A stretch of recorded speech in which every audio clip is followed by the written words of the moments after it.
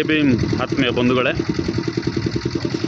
ಇವತ್ತು ನಾನು ಬೇತ್ಮಂಗಲ ಗ್ರಾಮ ಪಂಚಾಯತ್ ವ್ಯಾಪ್ತಿಗೆ ಬರುವಂತಹ ಪರ್ಸೇಪಲ್ಲಿ ಕೆರೆ ಕಟ್ಟೆ ಮೇಲೆ ಇದ್ದೀನಿ.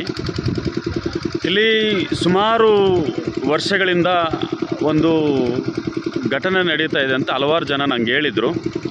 ಆದರೆ ಅದನ್ನು ನಿಮಗೆ ಸಾಕ್ಷಿ ಸಮೇತ ತೋರಿಸ್ಬೇಕು ಅಂತ ಒಂದು ಹಿನ್ನೆಲೆಯಲ್ಲಿ ಕಾಯ್ತಾ ಇದ್ದೆ. ಇಲ್ಲಿ ನೋಡಿ, ಈ ಕೆರೆಯನ್ನು ಗುತ್ತಿಗೆ ಪಡೆದಂಥವರು, ಮೀನು ಸಾಕಾಣಿಕೆಗೆ, ಮೀನು ಉತ್ಪಾದನೆಗೆ ಗುತ್ತಿಗೆ ಪಡೆದಂಥವರು ಪಂಚಾಯಿತಿ ವತಿಯಿಂದ.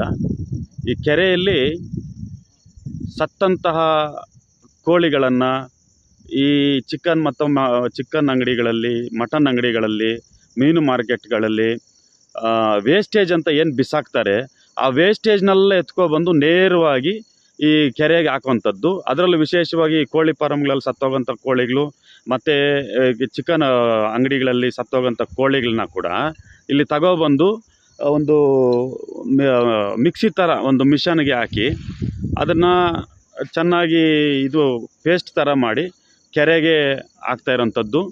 ಆ ವಿಡಿಯೋನ ನಿಮಗೆ ನಾನು ನೇರವಾಗಿ ತೋರಿಸ್ತೇನೆ.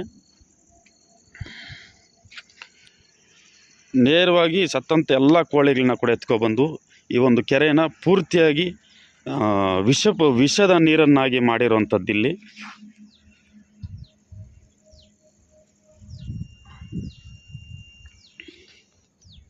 ನೋಡಿ, ಈ ಕೆರೆಯಲ್ಲಿ ಎಲ್ಲ ಫುಲ್ಲು ವಿಷಪೂರಿತವಾಗಿರುವಂಥದ್ದು.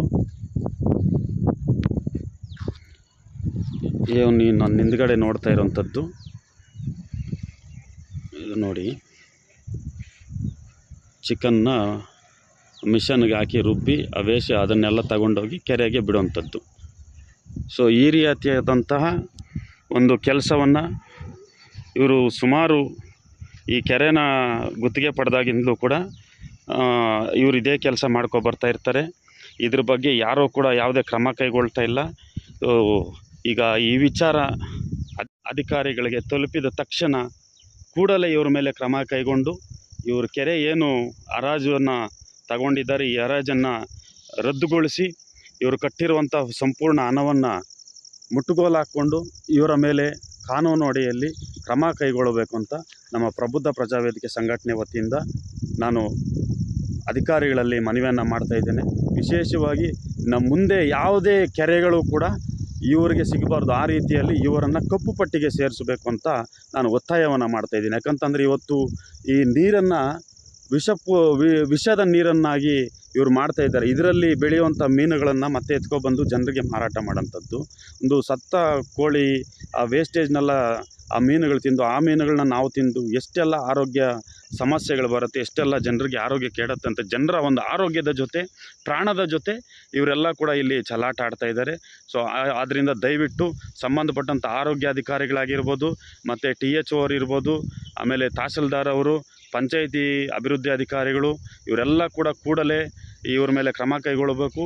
ಈ ನೀರನ್ನು ವಿಷಪೂರಿತ ನೀರನ್ನಾಗಿ ಮಾಡ್ತಾ ಇರುವಂಥ ಈ ಕೆರೆ ಹರಾಜುದಾರರು ಯಾರಿದ್ದಾರೆ, ಮತ್ತು ಈ ಕೆರೆಗೆ ಸಂಬಂಧಪಟ್ಟಂಥ ಇಲ್ಲಿ ಕೆಲಸ ಮಾಡ್ತಾ ಇರುವಂತಹ ಏನು ಕೆಲಸಗಾರರು ಯಾರಿದ್ದಾರೆ, ಇವ್ರ ಮೇಲೆಲ್ಲ ಕೂಡ ಒಂದು ಕ್ರಿಮಿನಲ್ ಮೊಕದ್ದಮೆಯನ್ನು ಆಗಬೇಕು. ಯಾಕಂದರೆ ಇವರು ನೇರವಾಗಿ ಜನರ ಪ್ರಾಣದ ಜೊತೆ ಚಲ್ಲಾಟ ಆಡ್ತಾ ಇರೋಂಥದ್ದು ವಿಚಾರ. ಇದೇನು ಸಾದಾ ಸೀದಾ ವಿಚಾರ ಅಲ್ಲ, ಸಿಂಪಲ್ಲಾಗಿ ತೆಗೆದು ಬಿಡುವಂಥ ವಿಚಾರ ಅಲ್ಲ. ಇದು ತುಂಬ ಸೆನ್ಸಿಟಿವ್ ಮ್ಯಾಟರ್ ಆಗಿರೋದ್ರಿಂದ ದಯವಿಟ್ಟು ಅಧಿಕಾರಿಗಳು ಕೂಡಲೇ ಕ್ರಮ ಕೈಗೊಳ್ಳಬೇಕು ಅಂತ ನಾನು ಈ ಮುಖಾಂತರ ತಮ್ಮಲ್ಲಿ ಮನವಿ ಮಾಡಿಕೊಳ್ತಾ ಇದ್ದೇನೆ. ಸರೋಲ್ ಅಂತ ಪಾಡೈపోతా ఉండదు అంత ఈ వేస్టేజ్ అంతా ఎత్తుకొని వచ్చి నీళ్ళు తీసుకుని ಗೊತ್ತು ನೋಡಿದ್ದೀನಪ್ಪ ನಾನು ಎಲ್ಲೆಲ್ಲ ಹಾಕ್ತೀರ.